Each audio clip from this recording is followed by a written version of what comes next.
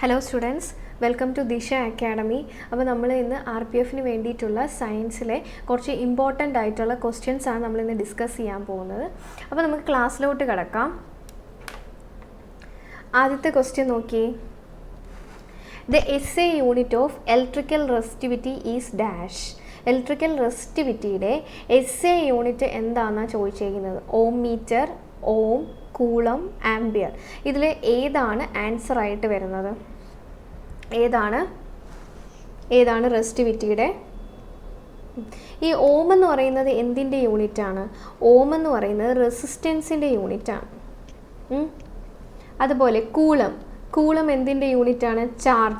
ചാർജിൻ്റെ യൂണിറ്റാണ് കൂളം എന്ന് പറയുന്നത്. ആംബിയർ ആണെങ്കിലോ കറണ്ടിൻ്റെ യൂണിറ്റിനെയാണ് നമ്മൾ എന്തെന്ന് പറയുന്നത്? ആംബിയർ എന്ന് പറയുന്നത്. അപ്പോൾ പിന്നെ ഇലക്ട്രിക്കൽ റെസിസ്റ്റിവിറ്റിയുടെ യൂണിറ്റ് എന്ത് തന്നെയായിരിക്കും? ഓം മീറ്റർ. അപ്പം റെസിസ്റ്റിവിറ്റിയുടെ യൂണിറ്റ് ചോദിച്ചു കഴിഞ്ഞാൽ ആൻസർ എന്താണ്? ഓം മീറ്റർ ആണ്. ഓക്കെ, അതേപോലെ തന്നെ ഓർത്തിരിക്കേണ്ടതാണ് ഇലക്ട്രിക്കൽ കണ്ടക്ടിവിറ്റിയുടെ യൂണിറ്റ് ചോദിച്ചു കഴിഞ്ഞാൽ ആൻസർ എന്താണ്? സീമൻ ആണെന്ന് ഓർത്തിരിക്കുക. അല്ലെങ്കിൽ എന്താണ്? ഓം റൈസ് ടു -1. അതാണ് എന്തെന്ന് പറയുന്നത്? ഇലക്ട്രിക്കൽ കണ്ടക്ടിവിറ്റിയുടെ യൂണിറ്റ് എന്ന് പറയുന്നത് എന്താണ്? സീമൻ അല്ലെങ്കിൽ ഓം റൈസ് ടു -1 ആണ് ഇലക്ട്രിക്കൽ കണ്ടക്ടിവിറ്റി. റെസിസ്റ്റിവിറ്റി ആണെങ്കിലോ ഓം മീറ്റർ ആണെന്ന് ഓർത്തിരിക്കുക. അതുപോലെ തന്നെ എന്താണ്? ഫോഴ്സിൻ്റെ യൂണിറ്റ് എന്താണ്? ഫോഴ്സ് എന്ന് പറയുന്നത് എന്താണ്? മാസ് ഇൻറ്റു ആക്സിലറേഷൻ ആണ് എന്തെന്ന് പറയുന്നത്? ഫോഴ്സ് എന്ന് പറയുന്നത്. അപ്പം എന്ത് യൂണിറ്റ് വരും? മാസ് എന്ന് പറയുന്നത് എന്താണ്? കിലോഗ്രാം. ആക്സിലറേഷൻ ആണെങ്കിലോ metre per second square. Kilogram metre per second square ആണ്. അല്ലെങ്കിൽ നമുക്കിതിന് പറയാൻ പറ്റുന്നതാണ് ഏതെന്ന് പറയുന്നത്? ന്യൂട്ടൺ ആണ് എന്തിൻ്റെ യൂണിറ്റ് എന്ന് പറയുന്നത്? ഫോഴ്സിൻ്റെ യൂണിറ്റ് എന്ന് പറയുന്നത്. ഓക്കെ, അതേപോലെ വർക്കിൻ്റെ യൂണിറ്റ് എന്താണ്? വർക്കിൻ്റെ യൂണിറ്റ് ചോദിച്ചാൽ ആൻസർ എന്ത് തന്നെയാണ്? ജൂൾ. അതുപോലെ തന്നെ എനർജിയുടെ യൂണിറ്റ് ചോദിച്ചാലും എന്ത് തന്നെയാണ്? ജൂളാണ്. ഓക്കെ, അപ്പോൾ ഫോഴ്സിൻ്റെ ന്യൂട്ടൺ, അതേപോലെ വർക്ക്, എനർജിയൊക്കെ ചോദിച്ചു കഴിഞ്ഞാൽ എന്താണ് യൂണിറ്റ് എന്ന് പറയുന്നത്? ജൂളാണ്. ഓക്കെ, അതുപോലെ പവറിൻ്റെ യൂണിറ്റ് എന്താണ്? പവറിൻ്റെ യൂണിറ്റ് എന്ന് പറയുന്നത് എന്താണ്? വാട്ടാണെന്ന് ഓർത്തിരിക്കുക, വാട്ട്. അതുപോലെ നിങ്ങൾ കേട്ടിട്ടുണ്ടോ? മോൾ എന്തിൻ്റെ യൂണിറ്റാണ്? എമൗണ്ട് ഓഫ് സബ്സ്റ്റൻസിൻ്റെ യൂണിറ്റാണ് എന്തെന്ന് പറയുന്നത്? മോൾ എന്ന് പറയുന്നത്, മോള്. അതുപോലെ എന്താണ്? ഒരു സെക്കൻഡ്. മോൾ എന്ന് പറയുന്നത് എന്തിൻ്റെ യൂണിറ്റാണ്? എമൗണ്ട് ഓഫ് സബ്സ്റ്റൻസിൻ്റെ യൂണിറ്റാണ് എന്തെന്ന് പറയുന്നത്? മോൾ. പവർ ആണെങ്കിലോ പവറിൻ്റെ യൂണിറ്റ് എന്താണ്? വാട്ടാണെന്ന് ഓർത്തിരിക്കുക. ഓക്കെ, അപ്പോൾ എന്തൊക്കെയാണ് പറഞ്ഞത്? റെസിസ്റ്റൻസിൻ്റെ യൂണിറ്റ് ഓം, ചാർജിൻ്റെ യൂണിറ്റ് കൂളം, കറണ്ടിൻ്റെ യൂണിറ്റ് എന്താണ്? ആംപിയർ, ഇലക്ട്രിക്കൽ കണ്ടക്ടിവിറ്റിയുടെ ആണെങ്കിലോ സീമൻ അല്ലെങ്കിൽ ഓം റൈസ് ടു -1, ഫോഴ്സിൻ്റെ ആണെങ്കിൽ ന്യൂട്ടൺ, വർക്കിൻ്റെയും എനർജിയുടെയും എന്ത് തന്നെയായിട്ട് നമുക്ക് പറയാം? ജൂളായിട്ട് തന്നെ പറയാം. ഓക്കെ, അടുത്ത പവറിൻ്റെ യൂണിറ്റ് എന്താണ്? വാട്ട്. അതേപോലെ എമൗണ്ട് ഓഫ് സബ്സ്റ്റൻസിൻ്റെ യൂണിറ്റ് ചോദിച്ചു കഴിഞ്ഞാൽ എന്താണ്? മോള്. പ്രഷർ ഇടയ്ക്ക് ചോദിക്കുന്നതാണ്. പ്രഷറിൻ്റെ യൂണിറ്റ് എന്താണ്? പാസ്കൽ. ഓക്കെ, അപ്പോൾ ഇത്രയും കാര്യങ്ങൾ ഓർത്തിരിക്കുക. അപ്പോൾ നമുക്ക് അടുത്ത ക്വസ്റ്റ്യൻ നോക്കാം. What does A hygrometer measure ചെയ്യുന്നത് എന്താണ്? ഹീറ്റ്, ഹ്യൂമിഡിറ്റി, ഫോഴ്സ്, അതുപോലെ തന്നെ റേഡിയേഷൻ. ഇതിലേതാണ് ഹൈഗ്രോമീറ്റർ? ഹൈഗ്രോയും ഉണ്ട്, ഹൈഡ്രോയും ഉണ്ട്. രണ്ടും കൂടെ നമ്മൾ എന്ത് ചെയ്യാൻ പാടില്ല? തിരിഞ്ഞു പോകാൻ പാടില്ല. ഹൈഡ്രോ മെഷർ ചെയ്യുന്നത് എന്തിനാണ്? ഹൈഡ്രോ മെഷർ ചെയ്യുന്നതെന്ന് പറഞ്ഞാൽ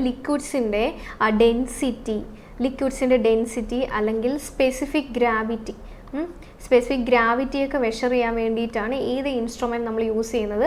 ഹൈഡ്രോമീറ്റർ. ഇവിടെ ചോദിച്ചിരിക്കുന്ന ഹൈഗ്രോമീറ്റർ ആണ്. ഹൈഗ്രോമീറ്റർ നമ്മൾ യൂസ് ചെയ്യുന്നത് എന്തിനു വേണ്ടിയിട്ടാണ്? ഹ്യൂമിഡിറ്റി മെഷർ ചെയ്യാൻ വേണ്ടിയിട്ടാണ്. ഇപ്പോൾ എയറിലുള്ള, സോയിലൊക്കെ ഉള്ള ഹ്യൂമിഡിറ്റി മെഷർ ചെയ്യാൻ വേണ്ടിയിട്ട് നമുക്ക് ഏത് ഇൻസ്ട്രുമെൻറ്റ് യൂസ് ചെയ്യാം? ഹൈഗ്രോമീറ്റർ യൂസ് ചെയ്യാം. ഹൈഡ്രോമീറ്റർ ആണെങ്കിലോ ഡെൻസിറ്റി അല്ലെങ്കിൽ സ്പെസിഫിക് ഗ്രാവിറ്റി ഓഫ് ലിക്വിഡ്സിൻ്റെ ഡെൻസിറ്റി മെഷർ ചെയ്യാൻ വേണ്ടിയിട്ട് നമുക്ക് യൂസ് ചെയ്യാൻ പറ്റുന്ന ഇൻസ്ട്രുമെൻ്റ് ആണ് ഏതെന്ന് പറയുന്നത്? ഹൈഡ്രോമീറ്റർ എന്ന് പറയുന്നത്. ഓക്കെ, അടുത്ത question. Which of the following is A scalar quantity? ഇതിൽ സ്കെയിലാർ ക്വാണ്ടിറ്റി ഏതാണെന്നാണ് ചോദിച്ചിരിക്കുന്നത്? Pressure, displacement, force, momentum. ഏതാണ് സ്കെയിലാർ ക്വാണ്ടിറ്റി? രണ്ട് തരത്തിലുള്ള ക്വാണ്ടിറ്റീസാണ് നമ്മൾ മെയിൻലി പറയുന്നത്. സ്കെയിലാർ ക്വാണ്ടിറ്റി ഉണ്ട്, വെക്റ്റർ ക്വാണ്ടിറ്റി ഉണ്ട്. മാഗ്നിറ്റ്യൂഡ് മാത്രം ഉള്ളതാണ് ഏതെന്ന് പറയുന്നത്? Scalar quantity. ഇനി വെക്റ്റർ ക്വാണ്ടിറ്റീസ് എന്ന് പറഞ്ഞാലോ, വെക്റ്റർ ക്വാണ്ടിറ്റീസിന് എന്തൊക്കെയുണ്ട്? മാഗ്നിറ്റ്യൂഡും ഉണ്ട്, അതുപോലെ എന്താണ്, ഡയറക്ഷനും ഉണ്ട്. രണ്ടും കൂടെ ഉള്ളതിനെയാണ് നമ്മൾ എന്തെന്ന് പറയുന്നത്? വെക്റ്റർ ക്വാണ്ടിറ്റീസ് എന്ന് പറയുന്നത്. അപ്പം ഈ തന്നിരിക്കുന്നതിൽ ഒന്ന് എന്താണ്? ഇതിൽ ഒരു ഓപ്ഷൻ എന്ന് പറയുന്നത് എന്താണ്? സ്കെയിലാർ ക്വാണ്ടിറ്റിയാണ്. അപ്പോൾ ബാക്കിയെല്ലാം എന്തായിരിക്കും? സ്വാഭാവികമായിട്ടും വെക്റ്റർ ക്വാണ്ടിറ്റീസ് ആണ്. അപ്പം സ്കെയിലാർ ക്വാണ്ടിറ്റി ആയിട്ട് ഇവിടെ ആൻസർ ഏതാണ്? ഫസ്റ്റ് ഓപ്ഷൻ എ, പ്രഷറാണ് ഏതെന്ന് പറയുന്നത്? സ്കെയിലാർ ക്വാണ്ടിറ്റി എന്ന് പറയുന്നത്. ഓക്കെ, അപ്പം എന്താണ് സ്കെയിലാർ ക്വാണ്ടിറ്റിയിൽ വരുന്നതാണ് ഏതെന്ന് പറയുന്നത്? പ്രഷർ എന്ന് പറയുന്നത്. അതേപോലെ മാസ് അതുപോലെ സ്പീഡ് ഒക്കെ എന്താണ്? അത് സ്കെയിലാർ ക്വാണ്ടിറ്റിയാണ്. അതുപോലെ തന്നെ ഡിസ്പ്ലേസ്മെൻറ്റ്, ഫോഴ്സ്, മൊമെൻറ്റം, വെലോസിറ്റി, ഇതെല്ലാം എന്താണ്? അതെല്ലാം വെക്റ്റർ ക്വാണ്ടിറ്റി ആണെന്ന് ഓർത്തിരിക്കുക. ഓക്കെ, അപ്പോൾ സ്കെയിലാർ ക്വാണ്ടിറ്റിയിൽ മാഗ്നിറ്റ്യൂഡ് മാത്രമേ ഉള്ളൂ. അതിന് ഒരു ഇമ്പോർട്ടൻറ്റ് എക്സാമ്പിളാണ് ഏതെന്ന് പറയുന്നത്? പ്രഷർ, അതുപോലെ മാസ്, സ്പീഡ്, അങ്ങനെ ഒത്തിരി എക്സാമ്പിൾസ് ഉണ്ട്. ഓക്കെ, അതേപോലെ തന്നെ വെക്റ്റർ ക്വാണ്ടിറ്റി, അതിൽ മാഗ്നിറ്റ്യൂഡ് ഡയറക്ഷൻ വരുന്നുണ്ട്. അതിൽ വരുന്നതാണ് ഡിസ്പ്ലേസ്മെൻറ്റ്, ഫോഴ്സ്, മൊമെൻറ്റം, അതുപോലെ എന്താണ്, വെലോസിറ്റി, എല്ലാം എന്താണ്? വെക്റ്റർ ക്വാണ്ടിറ്റി ആണെന്ന് ഓർത്തിരിക്കുക. Okay, next question. In which of the following work is not done? ഈ പറഞ്ഞേക്കുന്നതിൽ വർക്ക് ചെയ്യാത്തത് ഏതിലാണെന്നാണ് ചോദിച്ചേക്കുന്നത്? A windmill raising the water from the well, a donkey put a weight on his back, Suman is swimming in a pool, അതേപോലെ തന്നെ an engine is pulling a car. ഏതിലാണ് work നടക്കാത്തത് എന്നാണ് ചോദിച്ചേക്കുന്നത്. വർക്ക് എന്ന് പറഞ്ഞാൽ എന്താണ് ആക്ച്വലി വർക്ക്? നമ്മൾ ഇപ്പോൾ ഒരു ഓബ്ജക്റ്റ് ഇരിക്കുവാണ്. ഈ ഓബ്ജക്റ്റിൽ നമ്മൾ എന്ത് അപ്ലൈ ചെയ്യുകയാണോ? ഫോഴ്സ് അപ്ലൈ ചെയ്യുകയാണ്. ഇപ്പോൾ ഒരു ഫോഴ്സ് മീൻസ് ഇവിടെ നിന്ന് ഇപ്പോൾ പുള്ളി ചെയ്യുകയാണെന്ന് വിചാരിക്കുക. പുള്ളി ചെയ്യുകയാണ്. അങ്ങനെയാണെങ്കിൽ നമ്മൾ ഇവിടെ നിന്ന് ഇങ്ങനെ പുള്ളി ചെയ്യുകയാണെങ്കിൽ ഇത് എങ്ങനെയായിരിക്കും മൂവ് ചെയ്യുന്നത്? അതായത് ഇങ്ങനെ നേരെ മൂവ് ചെയ്ത് വരും.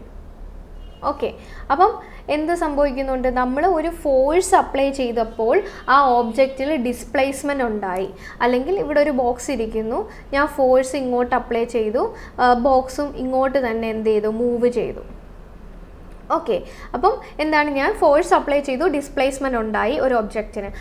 അപ്പോഴാണ് നമ്മൾ എന്തെന്ന് പറയുന്നത്? വർക്ക് ഡൺ എന്ന് പറയുന്നത്. ഫോഴ്സ് അപ്ലൈ ചെയ്യുമ്പോൾ ഡിസ്പ്ലേസ്മെൻറ്റ് ഉണ്ടായിരിക്കണം. അപ്പം അതിനെയാണ് എന്തെന്ന് പറയുന്നത്? വർക്ക് ഡൺ എന്ന് പറയുന്നത്. ഇപ്പോൾ ഡിസ്പ്ലേസ്മെൻറ്റ് ഉണ്ടായില്ലെങ്കിലോ അവിടെ വർക്ക് ഡൺ നടന്നിട്ടില്ല. അത് മാത്രമല്ല, വർക്ക് ഡൺ റെപ്രസെൻറ്റ് ചെയ്യാൻ പറ്റുന്ന ഇക്വേഷനാണ് ഏതെന്ന് പറയുന്നത്? എഫ് എസ് കോസ് തീറ്റ എന്ന് പറയുന്നത്. തീറ്റ എന്ന് പറയുന്നത് എന്താണ്? ഈ ഒരു ആംഗിളിനെയാണ് തീറ്റ എന്ന് പറയുന്നത്. എന്ന് പറഞ്ഞാൽ ഇത് ഡിസ്പ്ലേസ്മെൻ്റ് ആണ്. ഇത് ഡിസ്പ്ലേസ്മെൻറ്റും അതുപോലെ തന്നെ നമ്മൾ ഫോഴ്സ് അപ്ലൈ ചെയ്യുന്നത്, ഇതിൻ്റെ രണ്ടിൻ്റെയും കൂടെ ഡയറക്ഷൻ്റെ ഇടയിലുള്ള ആംഗിളാണ് ഏതെന്ന് പറയുന്നത്? തീറ്റ എന്ന് പറയുന്നത്. ഓക്കെ, അപ്പം ഫോഴ്സിൻ്റെ ഡിസ്പ്ലേസ്മെൻറ്റ് ഇടയിലുള്ള തീറ്റയാണ് എന്തെന്ന് പറയുന്നത്? ഈ കോസ് തീറ്റ ആയിട്ട് എഴുതിയിട്ടുള്ളത്. ഓക്കെ, എഫ് എന്ന് പറയുന്നത് എന്താണ്? ഫോഴ്സ്. എസ് എന്ന് പറയുന്നത് എന്താണ്? ഡിസ്പ്ലേസ്മെൻ്റ് ആണ്. അതിൻ്റെ രണ്ടിൻ്റെ ഇടയിലുള്ള ആംഗിളാണ് എന്തെന്ന് പറയുന്നത്? തീറ്റ എന്ന് പറയുന്നത്. ഓക്കെ, അപ്പോൾ ഈ തീറ്റ വേരി ചെയ്യാം. ഓരോ കേസിൽ ഓരോന്നായിരിക്കും വരുന്നത്.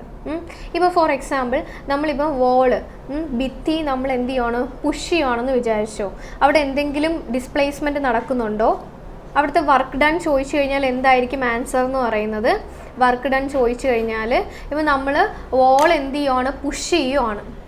നമ്മൾ എന്തായാലും അതിൽ എന്നിട്ട് ഇങ്ങനെ എത്ര നമ്മൾ ശ്രമിച്ചാലും എന്ത് ചെയ്യുന്നില്ല? അത് മാറുന്നുണ്ടോ? ഇല്ല. അപ്പോൾ അവിടുത്തെ നമ്മൾ മീൻസ് അല്ലാതെ നോക്കുമ്പോൾ നമ്മൾ ഒത്തിരി എനർജി എടുത്തിട്ട് നമ്മൾ എന്ത് ചെയ്യുന്നുണ്ട്? അത് നമ്മൾ വർക്ക് ചെയ്യാനായിട്ട് ശ്രമിക്കുന്നുണ്ട്. പക്ഷേ അവിടെ ഡിസ്പ്ലേസ്മെൻറ്റ് നടക്കുന്നില്ല. അപ്പോൾ നമുക്ക് എന്തെന്ന് പറയാൻ പറ്റത്തില്ല? വർക്ക് ഡൺ ആണെന്ന് പറയാൻ പറ്റത്തില്ല.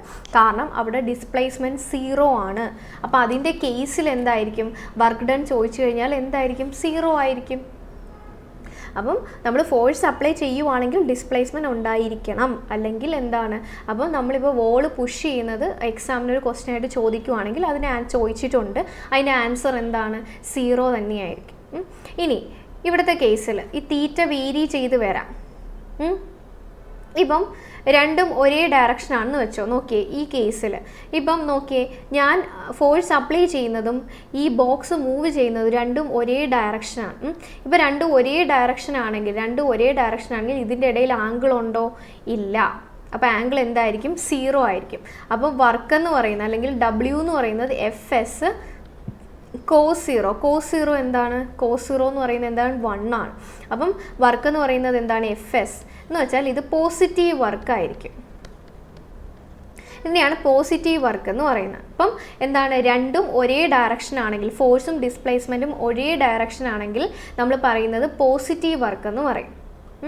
ഇനി നോക്കിയേ, ഈ FS cos 90 ആണെന്ന് വയ്ക്കുക. cos 90 എന്ന് പറയുമ്പോൾ എങ്ങനെയാണ്? ഇപ്പം ഒബ്ജക്റ്റ് ഡിസ്പ്ലേസ് ചെയ്യുന്നത് ഇങ്ങനെയും ഫോഴ്സ് ഇങ്ങനെയാണെന്ന് വിചാരിക്കുക. ഇതിൻ്റെ ആംഗിൾ എത്രയായിരിക്കും? 90 ഡിഗ്രി ആയിരിക്കും. അങ്ങനെ 90 ആണെങ്കിൽ എന്ത് സംഭവിക്കും? cos 90 എന്ന് പറയുന്നത് 0. അപ്പോൾ മൊത്തത്തിൽ വർക്ക് ഡൺ ചോദിച്ചു കഴിഞ്ഞാൽ എന്തായിരിക്കും? 0 ആയി പോവും. ഇനി അടുത്ത ഒരു കേസ് എന്ന് പറഞ്ഞാൽ ഇവിടെ എന്താണ്? 0 വർക്കാണ്. ഇവിടെ 0 വർക്ക്. ഓക്കെ. ഇനി അടുത്ത ഒരു കേസ് എന്ന് പറഞ്ഞാൽ രണ്ടും ഓപ്പോസിറ്റ് ഡയറക്ഷനിലോട്ട് പോവുകയാണെന്ന് വയ്ക്കുക. രണ്ടും ഓപ്പോസിറ്റ് ഡയറക്ഷൻ, ഇങ്ങനെ രണ്ടും ഓപ്പോസിറ്റ് ഡയറക്ഷൻ ആണെങ്കിൽ അതിൻ്റെ ഇടയിലുള്ള ആംഗിൾ എത്ര വരും? FS cos 180 വരും. cos 180 എന്ന് പറയുന്നത് -1 ആണ്. അപ്പോൾ W എന്ന് പറയുന്നത് -FS എന്ന് വരും. ഇതെന്താണ്? ഇത് നെഗറ്റീവ് വർക്കാണ്. Negative work. ഓക്കെ. അപ്പോൾ 3 തരത്തിൽ നമുക്ക് പറയാം. പോസിറ്റീവ് വർക്ക് ഉണ്ട്, നെഗറ്റീവ് വർക്ക് ഉണ്ട്, 0 വർക്ക് ഉണ്ട്. പോസിറ്റീവ് വർക്കിൻ്റെ കേസിൽ ഫോഴ്സും ഡിസ്പ്ലേസ്മെൻറ്റും സെയിം ഡയറക്ഷൻ ആയിരിക്കും. നെഗറ്റീവ് വർക്കിൻ്റെ കേസിൽ ഫോഴ്സും ഡിസ്പ്ലേസ്മെൻറ്റും ഓപ്പോസിറ്റ് ഡയറക്ഷൻ ആയിരിക്കും. ഇനി 0 വർക്കിൻ്റെ കേസിൽ ഫോഴ്സും ഡിസ്പ്ലേസ്മെൻറ്റും അതിൻ്റെ ഡയറക്ഷൻ എന്ന് പറയുന്നത് എന്തായിരിക്കും? 90 ഡിഗ്രി ആംഗിൾ, അല്ലെങ്കിൽ രണ്ടുപേരും പെർപെൻഡിക്കുലർ ആയിരിക്കും, റൈറ്റ് ആംഗിളിലായിരിക്കും. ഓക്കെ. അപ്പോൾ 0 വർക്കാണ്. അപ്പോൾ ഇവിടെ ചോദിച്ചിരിക്കുന്നത് in which of the following work is not done means work നടക്കാത്ത എവിടെയാണെന്നാണ് ചോദിച്ചിരിക്കുന്നത്. ഏതാണ്? B ഓപ്ഷൻ ആണ്. B ഓപ്ഷൻ എന്താണ്? Donkey put a weight on his back. ഇപ്പോൾ ഡോങ്കിയുടെ നമ്മൾ എന്താണ്? ഒരു വെയിറ്റ് എടുത്ത് വെക്കുവാണ്. അപ്പോൾ ഫോഴ്സ് ഇങ്ങോട്ടായിരിക്കും. ഡോങ്കി മൂവ് ചെയ്യുന്ന ഇങ്ങോട്ടാണെന്ന് വെച്ചോ. അപ്പം ഡോങ്കി ഇങ്ങോട്ട് മൂവ് ചെയ്യുവാണെങ്കിൽ ഡോങ്കി നേരെ പൊക്കോണ്ടിരിക്കുവാണ്. അപ്പോൾ ഡിസ്പ്ലേസ്മെൻറ്റ് നേരെയും ഫോഴ്സ് മുകളിലോട്ടുമാണ്. അപ്പോൾ ഫോഴ്സ് മുകളിലോട്ടും ഡിസ്പ്ലേസ്മെൻറ്റ് നേരെയാണ്. അപ്പോൾ ആംഗിൾ എത്രയാണ്? 90 ഡിഗ്രി. അപ്പം ആംഗിൾ 90 ഡിഗ്രി വന്നു കഴിഞ്ഞാൽ അവിടെ വർക്ക് നടക്കോ? ഇല്ല. അവിടെ എന്താണ്? 0 വർക്കാണ്. അപ്പോൾ വർക്ക് നടക്കാത്ത ഇതിൽ ഏതാണെന്ന് ചോദിച്ചാൽ ഏതാണ്? Donkey put a weight on his back ആണ് ആൻസർ എന്ന് പറയുന്നത്. ഓക്കെ. അപ്പോൾ ഈ പറഞ്ഞ ഇത്രയും കാര്യങ്ങൾ ഓർത്തിരിക്കുക. അതുപോലെ തന്നെ എന്ത് ചോദിക്കാം? പ്രോബ്ലം ടൈപ്പ് മീൻസ് നിങ്ങൾക്ക് എന്താണ്? ഓരോന്നിൻ്റെ വാല്യൂ തന്നിട്ട് വേറെ ഏതാണെന്ന് ചോദിക്കാം. അപ്പോൾ ഫോഴ്സ് തന്നിട്ടുണ്ടെങ്കിൽ ഡിസ്പ്ലേസ്മെൻറ്റ് ചോദിക്കാം. അല്ലെങ്കിൽ ഫോഴ്സും ഡിസ്പ്ലേസ്മെൻറ്റും തന്നിട്ട് തീറ്റ ഏതാണെന്ന് ചോദിക്കാം. അങ്ങനെ ഈ ഒരു ഇക്വേഷൻ വെച്ചിട്ട് പല രീതിയിൽ ക്വസ്റ്റ്യൻസ് ചോദിക്കാം. അപ്പോൾ അത് നിങ്ങൾ നോട്ട് ചെയ്ത് വയ്ക്കുക. ഓക്കെ. അടുത്ത question, the rate of doing work is called dash. the rate of doing work എന്ന് പറഞ്ഞാൽ എന്താണ്? വർക്ക് ചെയ്യുന്നതിൻ്റെ റേറ്റ്. റേറ്റ് എന്ന് പറയുന്നത് ഇത്ര ടൈമിൽ ഇത്ര വർക്ക് ചെയ്തു. വർക്ക് ബൈ ടൈം, അതാണ് റേറ്റ് ഓഫ് ഡൂയിങ് വർക്ക് എന്ന് പറയുന്നത്. വർക്ക് ബൈ ടൈം എന്താണ് വർക്ക് ബൈ ടൈം എന്ന് പറയുന്നത്? എന്താണ്? പവർ ആണ് എന്തെന്ന് പറയുന്നത്? Work by time.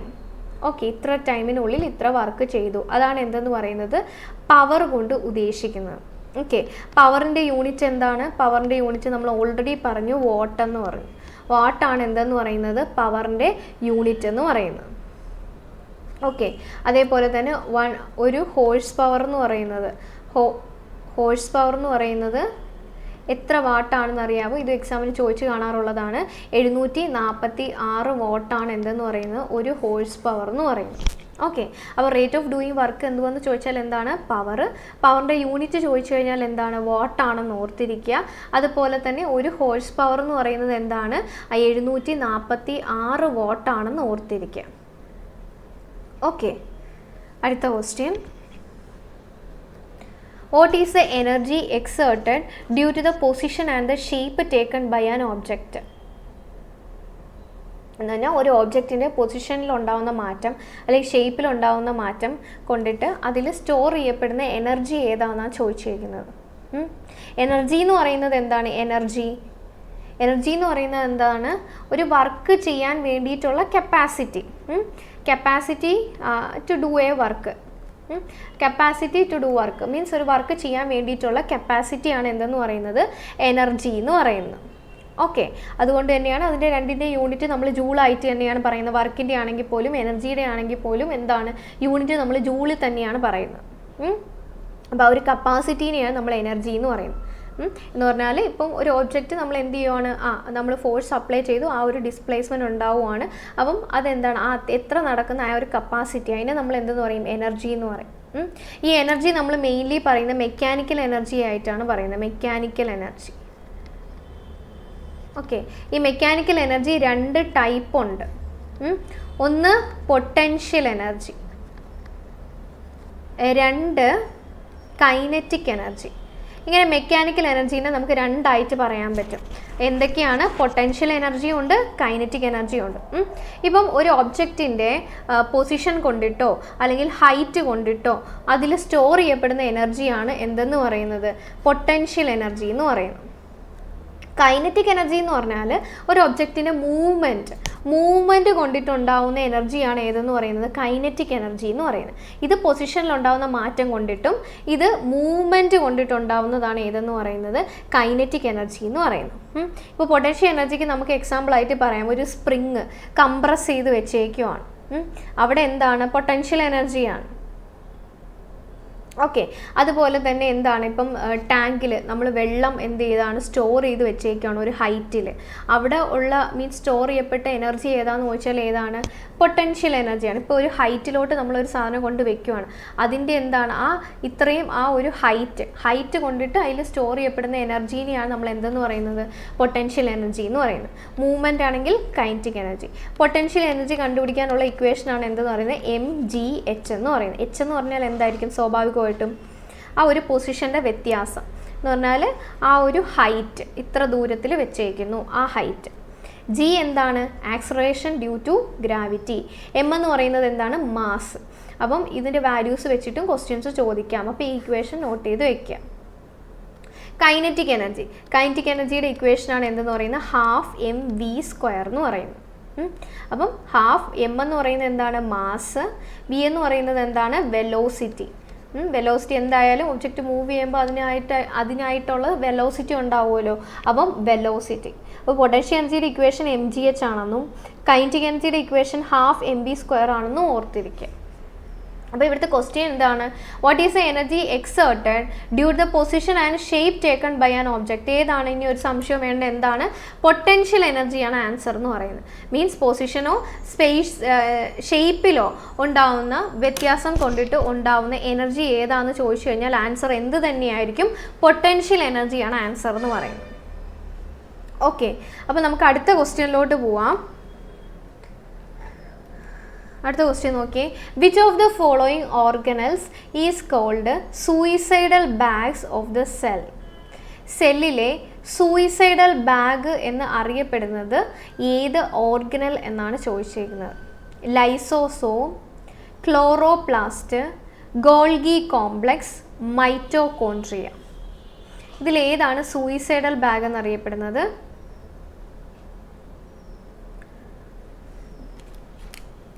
Suicidal bag എന്നറിയപ്പെടുന്നത്, ഓക്കെ, ഇത് അനിമൽ സെൽ, ഇത് പ്ലാന്റ് സെൽ. ഓക്കെ, അനിമൽ സെല്ലിനെ പ്രൊട്ടക്റ്റ് ചെയ്തിട്ടുള്ള പുറമേ ഉള്ള ലെയറിനെ നമ്മൾ പറയുന്ന പേരെന്താണ്? അനിമൽ സെല്ലിൻ്റെ ഔട്ടർ മോസ്റ്റ് ലെയർ ചോദിച്ചു കഴിഞ്ഞാൽ ആൻസർ എന്താണ്? സെൽ മെംബ്രൈൻ അല്ലെങ്കിൽ നമ്മൾ പറയും എന്താണെന്ന്, പ്ലാസ്മ മെംബ്രൈൻ എന്ന് നമ്മൾ പറയും. ഓക്കെ, ഒന്നുകിൽ സെൽ മെംബ്രൈൻ അല്ലെങ്കിൽ പ്ലാസ്മ മെംബ്രൈൻ. ഓക്കെ, ഇനി പ്ലാന്റിൻ്റെ കേസ് നമ്മൾ എടുത്തു കഴിഞ്ഞാൽ സെൽ മെംബ്രൈൻ മാത്രമല്ല, അത് കൂടാതെ ഒരു ലെയറും കൂടെ ഉണ്ട്. ഓക്കെ, എന്തായാലും സെൽ മെംബ്രൈൻ ഉണ്ട്. ഈ ഒരു ലെയർ എന്താണ്? Cell membrane. ഈ പുറമേ ഒരു ലെയറും കൂടെ ഉണ്ട്. അതിനെ പറയുന്നത് എന്താണ്? സെൽ വോൾ എന്നാണ് പറയുന്നത്. ഈ സെൽ വോൾ എന്ത് കൊണ്ടിട്ടാണ് ഫോം ചെയ്തേക്കുന്നതെന്ന് ചോദിച്ചാൽ എന്താണ്? സെല്ലുലോസ് വെച്ചിട്ടാണ് സെൽ വോൾ ഫോം ചെയ്തേക്കുന്നത്.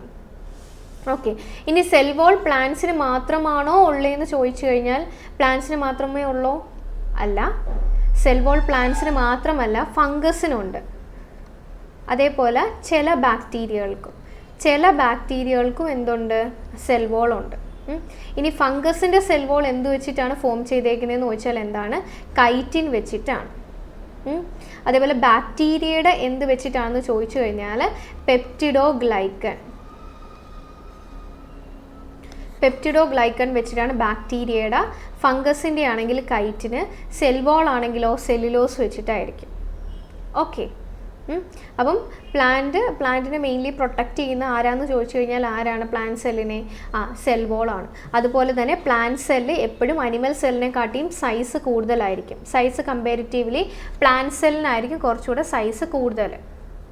ഓക്കെ. ഇവിടുത്തെ ക്വസ്റ്റ്യൻ എന്തോന്ന് വെച്ചാൽ സൂയിസൈഡൽ ബാഗ് എന്താണെന്നാണ് ചോദിച്ചത്. ഒരു സംശയവും വേണ്ട, എന്താണ്, ലൈസോസോമാണ് സൂയിസൈഡൽ ബാഗ്സ് എന്ന് പറയുന്നത്. അപ്പം ഇത് അനിമൽ സെൽ, ഇത് പ്ലാന്റ് സെൽ. അപ്പോൾ ഈ സെല്ലിൻ്റെ ഉള്ളിലായിട്ട് ഫ്ലൂയിഡ്, ഇതിൻ്റെ അകത്ത് നിറച്ചും ഫ്ലൂയിഡാണ്, ഇവിടെയും ഫ്ലൂയിഡ് തന്നെയാണ്. സെൻറ്ററിൽ നമ്മൾ ഏറ്റവും വലിയ ഓർഗനൽ പറയും. ഇപ്പം നമ്മുടെ ഹ്യൂമൻ ബോഡീൻ്റെ ഉള്ളിൽ കുറേ ഓർഗൻസ് ഇല്ലേ, അതേപോലെ നമ്മുടെ ഒരു കുഞ്ഞ് സെല്ലെടുത്ത് കഴിഞ്ഞാൽ അതിൻ്റെ അകത്ത് കുറേ ഓർഗൻസ് പോലെ കുറേ സംഭവങ്ങൾ നമുക്ക് കാണാൻ പറ്റും. അതിൽ ഒരു ഓർഗൻ പോലത്തെ ആളാണ്, അല്ലെങ്കിൽ അതിനെയാണ് നമ്മൾ എന്തെന്ന് പറയുന്നത്, ഓർഗനൽ എന്ന് പറയും. ഓർഗനൽ.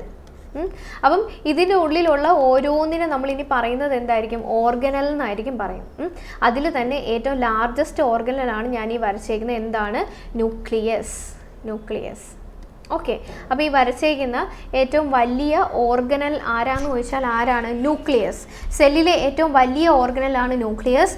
ഏറ്റവും ചെറിയ ഓർഗനലാണ് എന്തെന്ന് പറയുന്നത്, റൈബോസോം എന്ന് പറയുന്നത്. ഓക്കെ. ഏറ്റവും ചെറിയ ഓർഗനലാണ് എന്തെന്ന് പറയുന്നത്, ഓർഗനൽ എന്നാണ് നമ്മൾ പറയുന്നത്. റൈബോസോം എന്ന് നമ്മൾ പറയും. ഓക്കെ.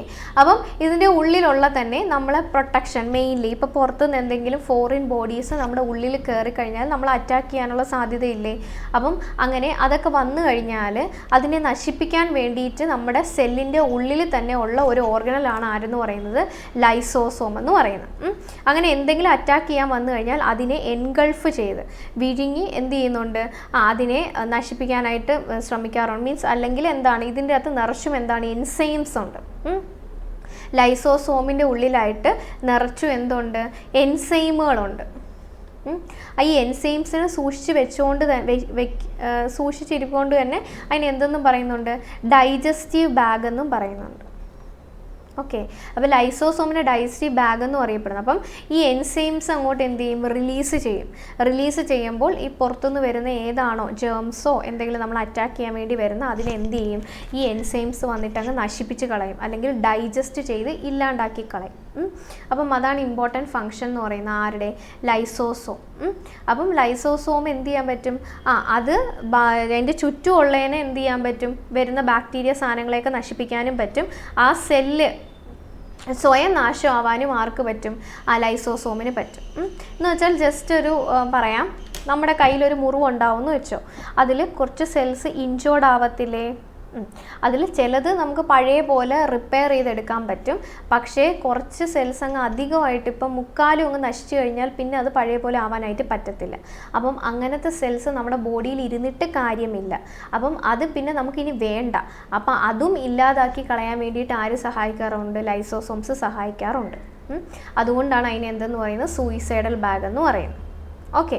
അപ്പം സൂയിസൈഡൽ ബാഗ് എന്നും ഡൈജസ്റ്റീവ് ബാഗ് എന്നൊക്കെ അറിയപ്പെടുന്നത് ആരാണ്, ലൈസോസോം ആണെന്ന് ഓർത്തിരിക്കുക.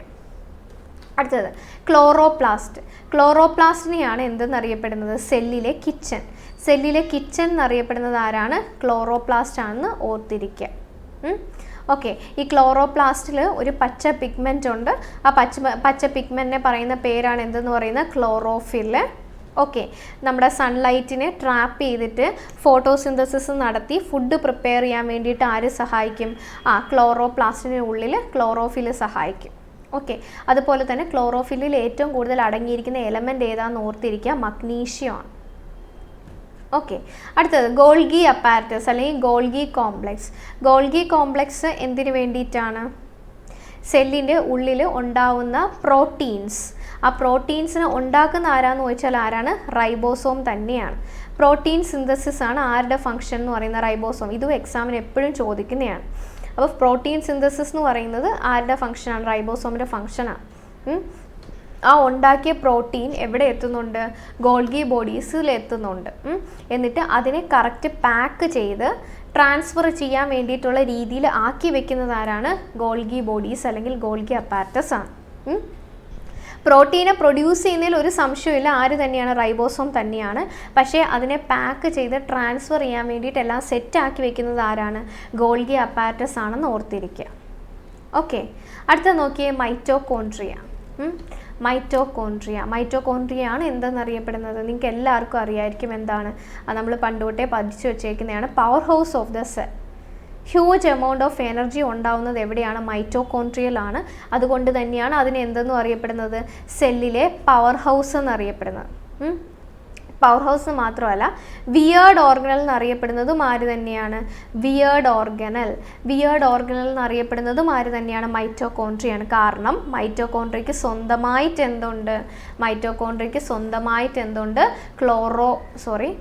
സ്വന്തമായിട്ട് DNA-യും അതുപോലെ റൈബോസോമും ഉണ്ട്.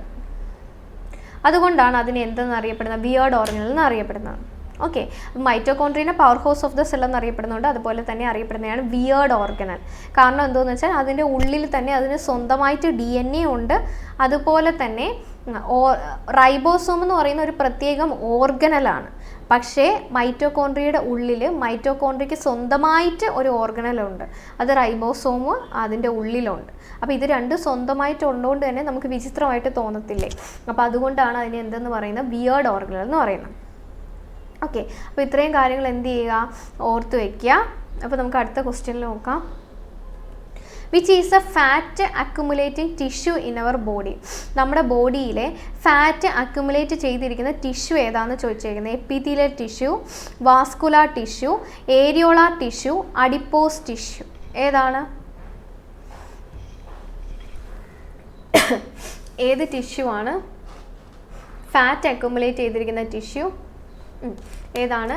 ഡി ഓപ്ഷൻ, അഡിപ്പോസ് ടിഷ്യൂ ആണ്. ഈ അഡിപ്പോസ് ടിഷ്യൂ എന്ന് പറയുന്നത് ഒരു കണക്റ്റീവ് ടിഷ്യൂ ആണ്. അപ്പം എന്താണ് അഡിപ്പോസ് ടിഷ്യൂ? അഡിപ്പോസ് എന്ന് പറയുന്ന വാക്കിൻ്റെ അർത്ഥം എന്താണ്? ഫാറ്റ് എന്ന് തന്നെയാണ്.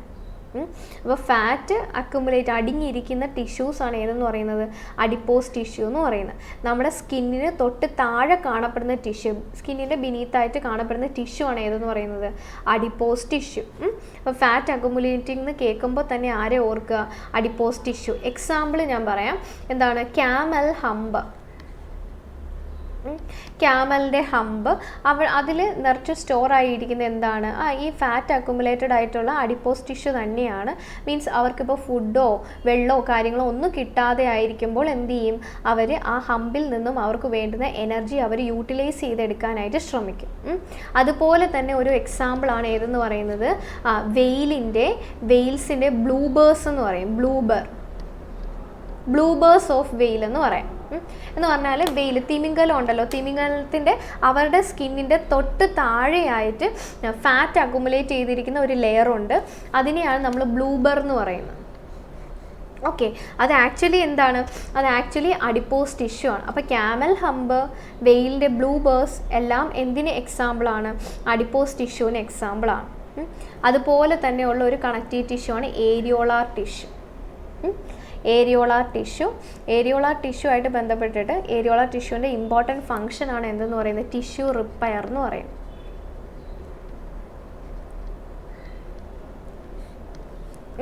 Tissue repair. ഓക്കെ, ഇനി ടിഷ്യൂ റിപ്പയർ എങ്ങനെ ചെയ്യുമെന്ന് വെച്ചാൽ ഏരിയോളാർ ടിഷ്യൂവിൻ്റെ ഉള്ളിലായിട്ട് സെല്ലുകളുണ്ട്. അതിൽ ഒരു ടൈപ്പ് സെല്ലാണ് ഏതെന്ന് പറയുന്നത്? ഫൈബ്രോബ്ലാസ്റ്റ് എന്ന് പറയുന്നത്. ഫൈബ്രോബ്ലാസ്റ്റ് എന്തിനു സഹായിക്കും? ഇപ്പം നമ്മുടെ ശരീരത്തിൽ ഒരു മുറിവോ കാര്യങ്ങളോ ഒക്കെ ഉണ്ടായിക്കഴിഞ്ഞാൽ അത് ഹീൽ ചെയ്യാൻ വേണ്ടിയിട്ട്, ആ മുറിവ് ഉണങ്ങാൻ വേണ്ടിയിട്ട്, വൂണ്ട് ഹീൽ ചെയ്യാൻ വേണ്ടി ആര് സഹായിക്കും? ഫൈബ്രോബ്ലാസ്റ്റ് എന്ന് പറയുന്ന സെല്ലുകൾ, ഏരിയോളാർ ടിഷ്യൂവിൻ്റെ അകത്തുള്ള സെല്ലുകളാണ് ഫൈബ്രോബ്ലാസ്റ്റ് സെല്ലുകൾ. അതിനെ സഹായിക്കും. അതുകൊണ്ട് തന്നെ ഏരിയോളാർ ടിഷ്യൂവിൻ്റെ ഇമ്പോർട്ടൻ്റ് ഒരു ഫങ്ഷനാണ് ഏതെന്ന് പറയുന്നത്? Tissue repair. അതുപോലെ തന്നെ ഏരിയോളാർ ടിഷ്യൂവിലുള്ള ഒരു സെല്ലാണ് മാസ്റ്റ് സെൽ എന്ന് പറയുന്നത്. ഏരിയോളാർ ടിഷ്യൂവിൻ്റെ പല ടൈപ്പ് എന്നല്ല ഞാൻ ഉദ്ദേശിക്കുന്നത്, ഏരിയോളാർ ടിഷ്യൂവിൻ്റെ ഉള്ളിൽ തന്നെ ഉള്ള പല സെല്ലുകളാണ് ഇതൊക്കെ. ഫൈബ്രോബ്ലാസ്റ്റ് എന്ന് പറയുന്ന ഒരു ടൈപ്പ് സെല്ലാണ്, മാസ്റ്റ് എന്ന് പറയുന്നത് ഒരു ടൈപ്പ് സെല്ലാണ്. മാസ്റ്റ് സെല്ലിൻ്റെ ഫങ്ഷൻ എന്താണെന്ന് വെച്ചാൽ മാസ്റ്റർ സെല്ല് 2 സബ്സ്റ്റൻസ് റിലീസ് ചെയ്യും. ഹിസ്റ്റമിൻ, നിങ്ങൾ കേട്ടിട്ടുണ്ടാവും ഹിസ്റ്റമിൻ, അതുപോലെ തന്നെ ഹെപ്പാരിൻ. ഹെപ്പാരിൻ എന്തിനു വേണ്ടിയിട്ടാണെന്ന് വെച്ചാൽ നമ്മുടെ ബ്ലഡ് കട്ട പിടിക്കാതിരിക്കാൻ സഹായിക്കുന്നത് ഹെപ്പാരിനാണ്. ഇനി നമുക്ക് എന്തെങ്കിലും ഇപ്പോൾ പൊടി കാര്യങ്ങളൊക്കെ അടിക്കുവാണെങ്കിൽ നമ്മൾ എന്ത് ചെയ്യും? നമ്മൾ പെട്ടെന്ന് റിയാക്ട് ചെയ്യല്ലേ, തുമ്മും അല്ലെങ്കിൽ ചുമയ്ക്കും. അപ്പം അങ്ങനത്തെ റിയാക്ഷൻസ്, അലർജിക് റിയാക്ഷൻസ് നമ്മുടെ ബോഡിയിൽ ഉണ്ടാക്കാൻ സഹായിക്കുന്ന സബ്സ്റ്റൻസ് ആണ് ഏതെന്ന് പറയുന്നത് ഹിസ്റ്റമിൻ. ഇതിൻ്റെ രണ്ടിനെയും റിലീസ് ചെയ്യുന്ന മാസ്റ്റ് സെല്ലാണ്. ഇനി മാസ്റ്റ് സെൽ എന്താണെന്ന് ചോദിച്ചു കഴിഞ്ഞാൽ ഏരിയോള ടിഷ്യൂലുള്ള ഒരു ടൈപ്പ് സെല്ലാണ് മാസ്റ്റ് സെല്ലെന്ന് ഓർത്തിരിക്കുക. ഓക്കെ, അപ്പം ഫാറ്റ് അക്യുമുലേറ്റിംഗ് ടിഷ്യൂ ഏതാന്ന് ചോദിച്ചാൽ ഏതെന്ന് ഓർക്കുക? Fat accumulating tissue adipose tissue ആണ്. ഇപ്പം ഈ ഏരിയോളാർ ആയിക്കോട്ടെ അഡിപ്പോസ് ആയിക്കോട്ടെ രണ്ടും നമ്മുടെ സ്കിന്നിൻ്റെ തൊട്ട് താഴെയാണ് കാണപ്പെടാറുള്ളത്.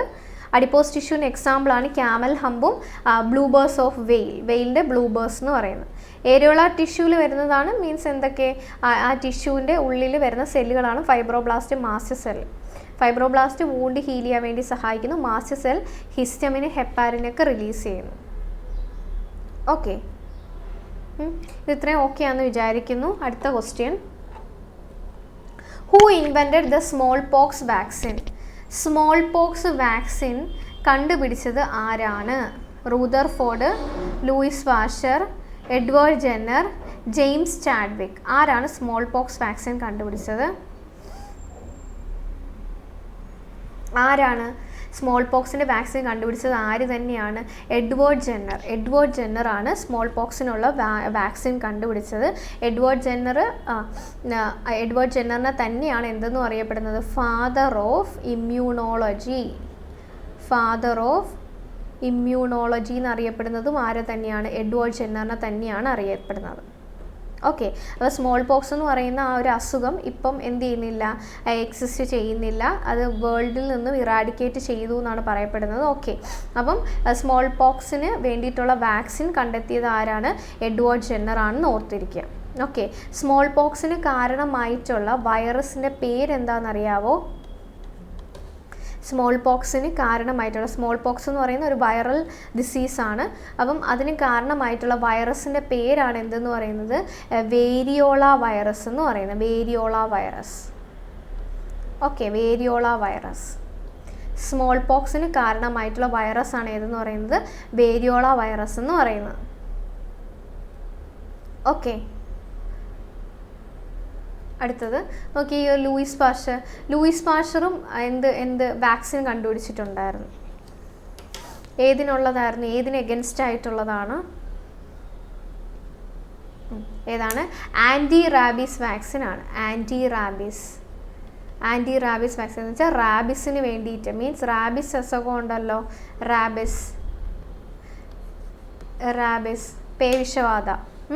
അപ്പം അതിന് കാരണമായിട്ടുള്ളതും ഒരു വൈറസ് തന്നെയാണ്. റാബിസ് വൈറസ് എന്ന് തന്നെയാണ് അതിനെ പൊതുവേ പറയുന്നത്. അപ്പം അതിന് വേണ്ടിയിട്ട് മീൻസ് അതിന് എഗൻസ്റ്റ് ആയിട്ടുള്ള വാക്സിനാണ് ആര് കണ്ടുപിടിച്ചത്? ലൂയിസ് പാസ്റ്റർ കണ്ടുപിടിച്ചത്. ആൻറ്റി റാബിസ് വാക്സിൻ കണ്ടുപിടിച്ചത് ആരാണ്? ലൂയിസ് പാസ്റ്ററാണ്. റാബിസ് എന്ന് പറയുന്നത് എന്താണ്? ഒരു വൈറൽ അസുഖമാണെന്ന് ഓർത്തിരിക്കുക. ഇതെങ്ങനെയാണ് പകരുന്നത് നിങ്ങൾക്ക് അറിയാം. ഇപ്പോൾ പട്ടിയോ പൂച്ച, അതേപോലെ തന്നെ എന്താണ് വൂൾഫ്, ഇങ്ങനത്തെയൊക്കെ ജീവികൾ കടിക്കുന്ന വഴി വരുന്നതാണ് ഏതെന്ന് പറയുന്നത്? റാബിസ് എന്ന് പറയുന്നത്. അതിൽ കാണാൻ പറ്റുന്ന ഒരു ഇമ്പോർട്ടൻ്റ് ആയിട്ടുള്ള സിംറ്റമാണ് ഏതെന്ന് പറയുന്നത്? ഹൈഡ്രോഫോബിയ എന്ന് പറയുന്നത്. ഹൈഡ്രോഫോബിയ എന്ന് വെച്ചാൽ എന്താണ്? വെള്ളത്തിനോടൊക്കെ ഉള്ള ഒരു ഭയം, പേടി. അത് ഈ റാബിസ് അസുഖം കാണിക്കുന്നവരിൽ കാണുന്ന ഒരു സിംറ്റമാണ് ഏതെന്ന് പറയുന്നത്? ഹൈഡ്രോഫോബിയ എന്ന് പറയുന്നത്. ഓക്കെ, അപ്പോൾ ഇത്രയും കാര്യങ്ങൾ ജസ്റ്റ് എന്ത് ചെയ്യുക, ഇതുമായിട്ട് ബന്ധപ്പെട്ടിട്ട് ഓർത്തിരിക്കുക. അപ്പോൾ സ്മോൾ പോക്സ് വാക്സിൻ കണ്ടുപിടിച്ചത് ആരാണ്? എഡ്വേർഡ് ജെന്നറും. ആൻറ്റി റാബിസ് വാക്സിൻ കണ്ടുപിടിച്ചത് ആരാണ്? Louis Pasteur. ജെയിംസ് ചാഡ്വിക്കാണ് എന്ത് കണ്ടുപിടിച്ചത്?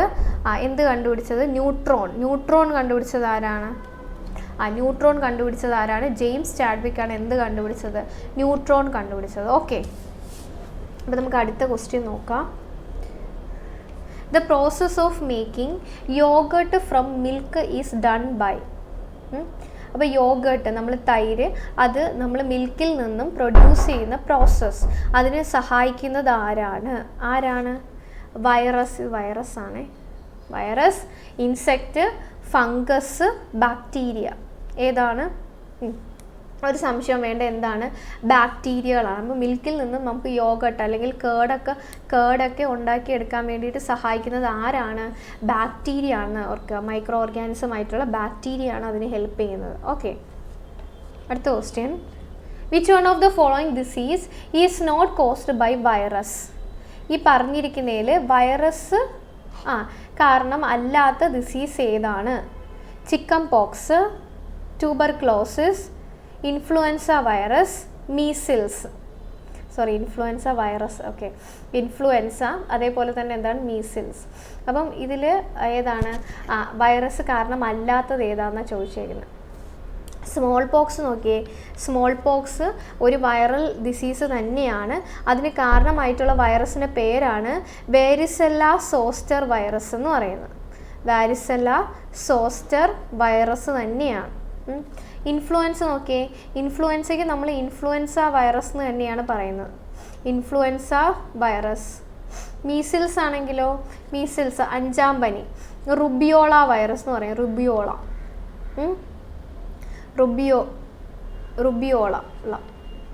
റുബിയോള വൈറസ് എന്ന് പറയാം.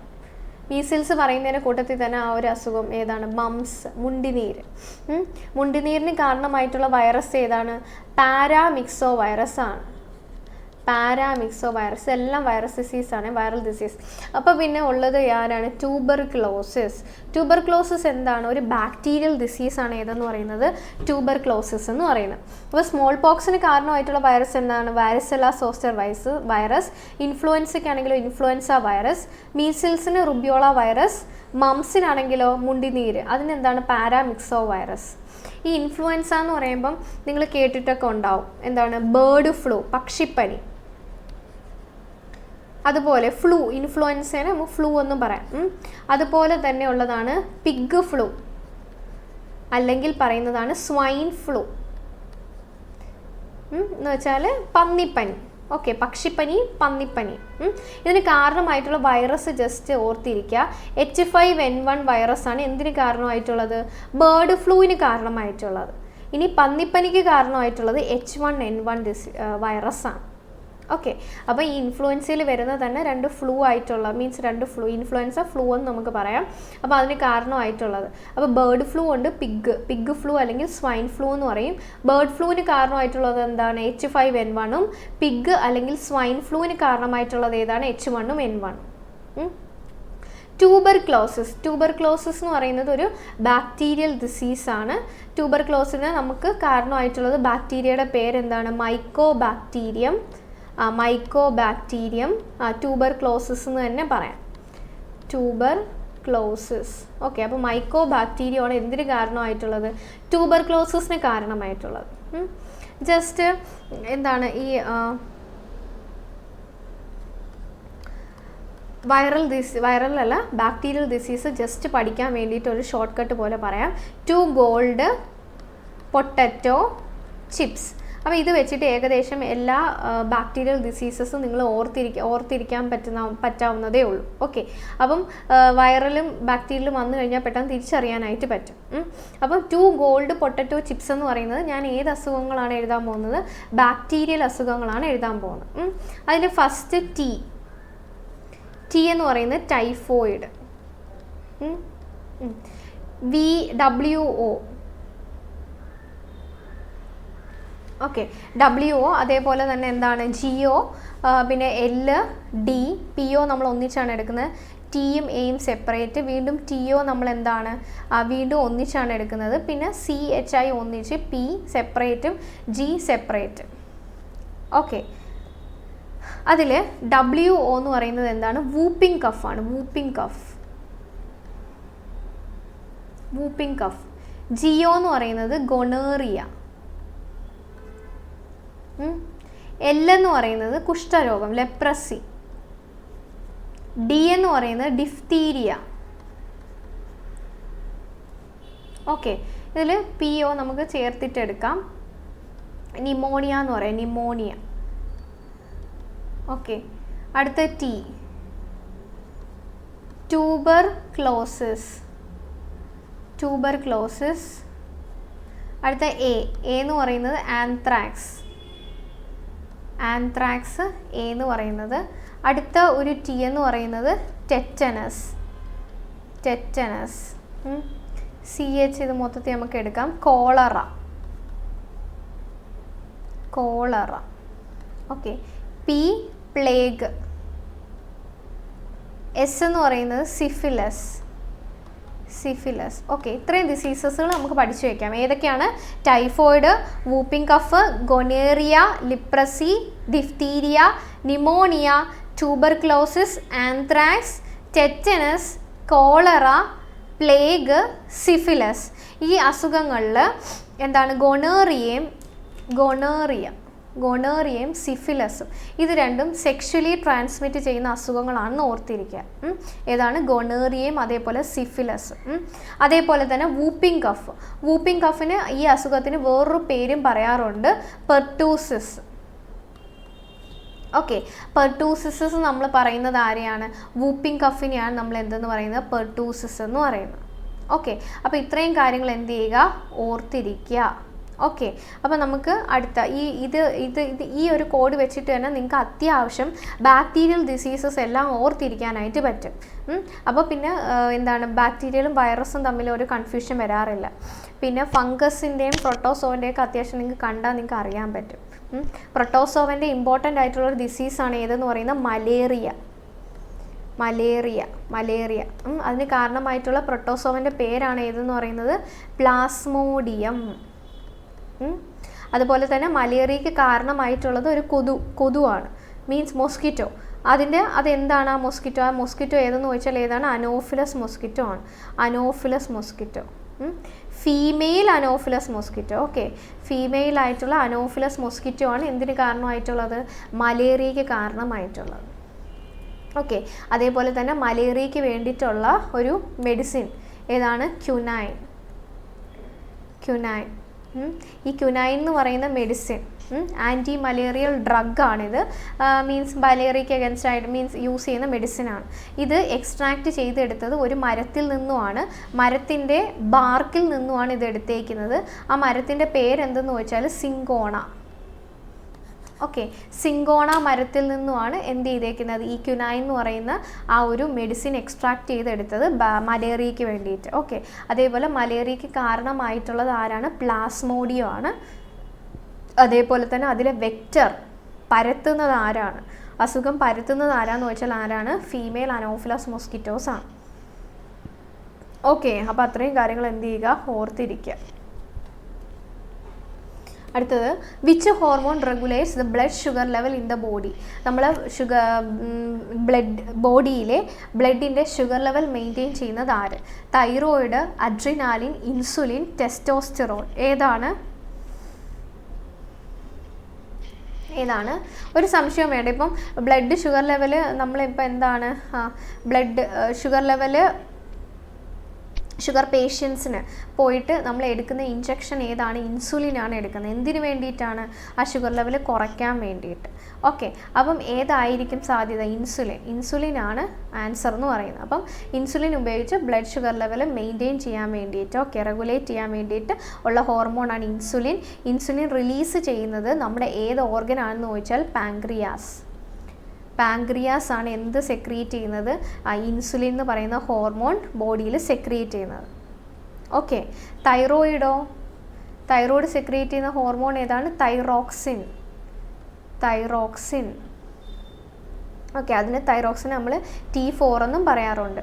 ടെട്രാ അയഡോ തൈറോനിൻ എന്നും പറയാറുണ്ട്. ഓക്കെ, അപ്പം അത് മാത്രമല്ല, നമ്മുടെ തൈറോയ്ഡ് നല്ല രീതിയിൽ പ്രവർത്തിക്കണമെങ്കിൽ നമ്മുടെ ബോഡിയിൽ വേണ്ടുന്ന എലമെൻറ്റ് ഏതാണെന്ന് ചോദിച്ചാൽ ആൻസർ എന്താണ്? കാൽഷ്യം. ഓക്കെ, ഇത് നോക്കിയാൽ അഡ്രിനാലിൻ റിലീസ് ചെയ്യുന്ന ഏത് ഗ്ലാൻഡാണ്? Adrenal gland. നമ്മുടെ കിഡ്നിയുടെ മുകളിൽ ക്യാപ്പ് പോലെ ഇരിക്കുന്ന ഒരു ഗ്ലാൻഡാണ് ഏതെന്ന് പറയുന്നത്? Adrenal gland. അപ്പോൾ ഈ അഡ്രിനാലിൻ എന്ന് പറയുന്നത് എന്താണ്? എമർജൻസി ഹോർമോൺ എന്നാണ് അറിയപ്പെടുന്നത്. എമർജൻസി ഹോർമോൺ അല്ലെങ്കിൽ ഫൈറ്റ് ഓർ ഫ്ലൈറ്റ് ഹോർമോൺ എന്നും അറിയപ്പെടാറുണ്ട്. Fight or flight hormone. ഒന്നുകിൽ ഫൈറ്റ് ചെയ്ത് നിൽക്കുക, അല്ലെങ്കിൽ ഓടി രക്ഷപ്പെടുക. ഇപ്പോൾ നമ്മൾ എന്തെങ്കിലും അനിമൽസോ ജീവികളോ നമ്മൾ അറ്റാക്ക് ചെയ്യാൻ വന്നു കഴിഞ്ഞാൽ നമ്മൾ അങ്ങനെ പോലെ നിൽക്കുമോ? എന്ത് ചെയ്യും? നമ്മൾ രക്ഷപ്പെടാൻ നോക്കുമല്ലേ, അല്ലെങ്കിൽ അതിനെ ചെറുത്ത് നിൽക്കും. അപ്പോൾ അതിന് വേണ്ടിയിട്ട് നമ്മുടെ ബോഡിയിൽ ആ ഒരു പെട്ടെന്ന് ആ ഒരു എനർജി, ആ ഒരു പവർ തരാൻ വേണ്ടിയിട്ട് നമ്മളെ സഹായിക്കുന്ന ഹോർമോണാണ് ആരെന്ന് പറയുന്നത്? അഡ്രിനാലിൻ. നമ്മുടെ അഡ്രിനൽ ഗ്ലാൻഡ് ആണ് അത് റിലീസ് ചെയ്യുന്നത്. അതിനെയാണ് എമർജൻസി അല്ലെങ്കിൽ ഫ്ലൈറ്റ് ഓഫ് ഫൈറ്റ് ഹോർമോൺ എന്ന് പറയുന്നത്. ടെസ്റ്റോസ്റ്റെറോൺ റിലീസ് ചെയ്യുന്നത് ആരാണ്? ടെസ്റ്റസ്. മെയിൻലി എന്താണ്? മെയിൽസിലാണ് നമ്മൾ പറയുന്നത്. മെയിൽസിലെ എന്താണ്? സെക്ഷൽ ക്യാരക്ടേഴ്സ്, ബിഹേവിയേഴ്സ്, അവരുടെ ബോഡിയിൽ ഉണ്ടാകുന്ന ചേഞ്ചസ്. ഓക്കെ, ഒരു 13, 14 വയസ്സ്, 12 വയസ്സൊക്കെ ആകുമ്പോൾ ബോഡിയിൽ ചേഞ്ചസ് ഉണ്ടായി തുടങ്ങും, കുറച്ചുകൂടെ മസ്കുലൈൻ എല്ലാം. അപ്പോൾ ഹോർമോൺസിൻ്റെ ലെവൽ, അപ്പോൾ ഇതെല്ലാം ബാലൻസ് മീൻസ് ആ ഒരു മാറ്റങ്ങളും ചേഞ്ചസും കാര്യങ്ങളും എല്ലാം കൊണ്ടുവരുന്നത് ആരാണ്? ആ ടെസ്റ്റോസ്റ്റെറോൺ എന്ന് പറയുന്ന ഹോർമോണാണ്. റിലീസ് ചെയ്യുന്നത് ആരാണ്? ടെസ്റ്റസ് ആണ്. ഓക്കെ, അടുത്ത question. Okay, which of the following is A correct match? ഈ കൊടുത്തേക്കുന്നത് ഹൈഡ്രോ കാർബൺസ് ആണ്. ഹൈഡ്രോകാർബൺസ് എന്ന് പറഞ്ഞാൽ എന്താണ്? ഹൈഡ്രോകാർബൺസ് കാർബണും ഹൈഡ്രജനും ചേർന്നിട്ടുള്ള കോമ്പൗണ്ട്സിനെയാണ് നമ്മൾ എന്തെന്ന് പറയുന്നത്? ഹൈഡ്രോകാർബൺസ്. നമ്മൾ രണ്ടായിട്ട് പറയാറുണ്ട്. സാച്ചുറേറ്റഡ് ഹൈഡ്രോകാർബൺസ് ഉണ്ട്, അൺസാച്ചുറേറ്റഡ് ഹൈഡ്രോകാർബൺസ് ഉണ്ട്. ഓക്കെ, അതിൽ സാച്ചുറേറ്റഡിൽ വരുന്നതാണ് ആൽക്കേൻ എന്ന് പറയുന്നത്. അൺസാച്ചുറേറ്റഡിൽ വരുന്നതാണ് ആൽക്കീനും ആൽക്കൈൻ എന്ന് പറയുന്നത്. ഓക്കെ, സിംഗിൾ ബോണ്ട് ഉള്ളതാണ് ആൽക്കേന്, ഡബിൾ ബോണ്ട് ഉള്ളത് ആൽക്കീനും, ട്രിപ്പിൾ ബോണ്ട് ഉള്ളത് എന്താണ്? ആൽക്കൈനും. അപ്പം സിംഗിൾ ബോണ്ട് ഉള്ളതാണ് ഏതിൽ വരുന്നത്? സാച്ചുറേറ്റഡിൽ വരുന്നത്.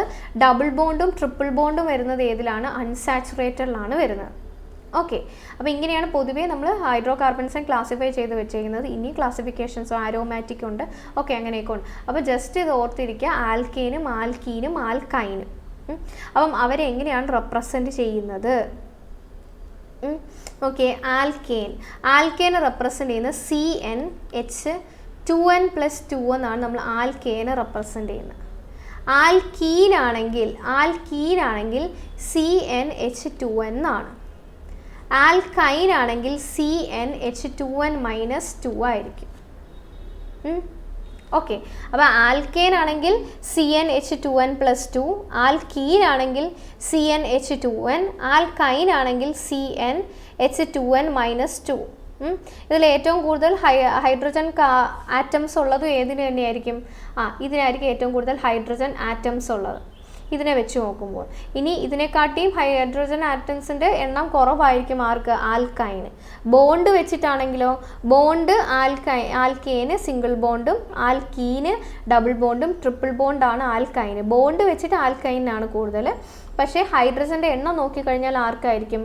ആൽക്കേനും പിന്നെ എന്താണ്? ആൽക്കീനും പിന്നെ ആൽക്കൈനും. ഹൈഡ്രജൻ്റെ എണ്ണം വെച്ചിട്ടാണ് ഞാൻ മാർക്ക് ചെയ്ത് വെച്ചേക്കുന്നത്. ഓക്കെ, ജസ്റ്റ് ചുമ്മാ ഒരു എക്സാമ്പിൾ, C4 എടുക്കുക. N എന്ന് പറയുന്നത് 4 ആണെന്ന് വെക്കുക. ഹൈഡ്രജൻ അപ്പോൾ എത്ര വരും? ഇവിടെ Nൻ്റെ അവിടെ എത്ര വരും? 4 വരും. അപ്പോൾ 8 + 2 10 വരും. ഓക്കെ, ഇപ്പോൾ ഹൈഡ്രജൻ്റെ എണ്ണം എത്ര? 10. ഇനി ഇവിടെയും C4 എന്ന് ഞാൻ എടുത്തു. അപ്പോൾ ഇവിടെ എത്ര വരും? 4 × 2 8 എന്ന് വരും. ഇവിടെ നോക്കിയേ, ഇവിടെ C ഞാൻ വീണ്ടും 4 എടുത്തു. ഇവിടെ എന്ത് വരും? H. ഇവിടെ 4 വരും. അപ്പോൾ എന്താണ്? 8. 8 ന്ന് 2 പോയാൽ 6. നോക്കിയേ, ഇതിലല്ലേ ഇവിടെ 10, ഇവിടെ 8, ഇവിടെ 6. അപ്പോൾ ഹൈഡ്രജൻ ആറ്റംസ് ഏറ്റവും കൂടുതൽ ആർക്കാന്ന് ചോദിച്ചാൽ ആൽക്കേന്, പിന്നെ ആൽക്കീന്, ആൽക്കൈൻ. ഇങ്ങനെയും ചോദിച്ചിട്ടുണ്ട്. അപ്പോൾ അത് ജസ്റ്റ് പറഞ്ഞതാണ്. പൊതുവേ ഇവരെ റെപ്രസെൻ്റ് ചെയ്യുന്ന ഇപ്പം നമ്മൾ കാർബണിൻ്റെ ഏത് വാല്യൂസ് ഇട്ട് കൊടുത്താലും നമുക്ക് ഇതിൻ്റെ അത് കണ്ടുപിടിക്കാനായിട്ട് പറ്റും. ഓക്കെ, പിന്നെ കാർബണിൻ്റെ എണ്ണത്തിനനുസരിച്ചാണ് ഇവർക്ക് പേര് കൊടുക്കുന്നത്. ഇപ്പം ഒന്നാണെങ്കിൽ നമ്മൾ മെത്ത് യൂസ് ചെയ്യും, മീത്തേൻ എന്ന് പറയും. അല്ലെങ്കിൽ 2 ആണെങ്കിൽ ഈത്തേൻ എന്ന് പറയും. ആൽക്കേൻ ആണ് ഞാൻ പറയുന്നത്. ആൽക്കീൻ ആണെങ്കിലും ആൽക്കൈൻ ആണെങ്കിലും നമുക്കിങ്ങനെ എഴുതാൻ പറ്റും. മീത്തേൻ, ഈത്തേൻ. അടുത്ത 3 കാർബൺ ആണെങ്കിൽ പ്രൊപ്പേൻ, 4 ആണെങ്കിൽ ബ്യൂട്ടേൻ. ഓക്കെ, അപ്പം ഇങ്ങനെ നമുക്ക് ബ്യൂട്ടേൻ. 5 ആണെങ്കിലോ പെൻറ്റേൻ. ഇങ്ങനെ എഴുതാൻ പറ്റും. ആൽക്കീൻ ആണെങ്കിൽ നമ്മൾ എന്തെന്ന് എഴുതും? ഈത്തീൻ, പ്രൊപ്പീൻ, ബ്യൂട്ടീൻ. ഇങ്ങനെ എഴുതും. ഇനി ആൽക്കൈൻ ആണെങ്കിലോ ഈതൈൻ, പ്രൊപ്പൈൻ, ബ്യൂട്ടൈൻ, ഇങ്ങനെയായിരിക്കും എഴുതുന്നത്. എന്തായാലും ഫ്രണ്ടിൽ നമ്മൾ എഴുതുന്നത് മെത്ത്, എത്ത്, പ്രൊപ്പ്, ബ്യൂട്ട്, പെൻറ്റെന്ന് തന്നെയായിരിക്കും എഴുതുന്നത്. മീൻസ് ഇവിടെ ANE എന്ന് വരും, ഇവിടെ ENE എന്ന് പറയും, ഇവിടെ YNE എന്ന് വരും. അത്ര വ്യത്യാസമേ ഉള്ളൂ. ഓക്കെ, അപ്പോൾ ഇവരെ പൊതുവേ റെപ്രസെൻറ്റ് ചെയ്യുന്നത് എന്താണെന്ന് നിങ്ങൾക്ക് മനസ്സിലായിട്ടുണ്ടാവും. അപ്പോൾ അത് വെച്ചിട്ട് ഈ ഓപ്ഷനിൽ ഏതാണ് കറക്റ്റ് ആൻസർ എന്ന് പറയുന്നത്. Which of the following is A correct match എന്ന് ചോദിച്ചാൽ ഏതാണ്? ഞാൻ നോക്കിയേ, ആൽക്കെയിൻ CnH2n+2 ആണ്. ആൽക്കൈൻ എന്താണ്? CnH2n-2 ആണ്. അടുത്തത് ആൽക്കീൻ CnH2n. ഇവിടെ KI എന്നാണ് കൊടുത്തേക്കുന്നത്. പൊതുവേ നമ്മൾ E എന്നാണ് എഴുതാറുള്ളത്. അപ്പോൾ I എഴുതിയാലും കുഴപ്പമില്ല. അപ്പോൾ ആൻസർ എന്താണ്? C ഓപ്ഷനാണ് ആൻസർ എന്ന് പറയുന്നത്. ഓക്കെ, അപ്പോൾ ഇത് നിങ്ങൾക്ക് മനസ്സിലായിട്ടുണ്ടാവും എന്ന് വിചാരിക്കുന്നു. അടുത്ത question, chemical formula for the marble. മാർബിളിൻ്റെ കെമിക്കൽ ഫോർമുല ഏതാണ്? മാർബിൾ ആയിക്കോട്ടെ, ചോക്ക്, അതുപോലെ ലൈം സ്റ്റോണ്, ഇതിനെല്ലാം നമ്മൾ റെപ്രസെൻ്റ് ചെയ്യുന്ന ഇത് വെച്ചിട്ട് തന്നെയാണ്. ഏതാണ്? CaCO3. CaCO3 കാൽഷ്യം കാർബണേറ്റ് വെച്ചിട്ട് തന്നെയാണ് എന്ത് നമ്മൾ മാർബിള്, അതേപോലെ ചോക്ക്, അതേപോലെ ലൈം സ്റ്റോൺ എല്ലാം CaCO3 തന്നെയാണ്. ഇനി CaO ആണെങ്കിലോ ഇത് കാൽഷ്യം ഓക്സൈഡാണ്.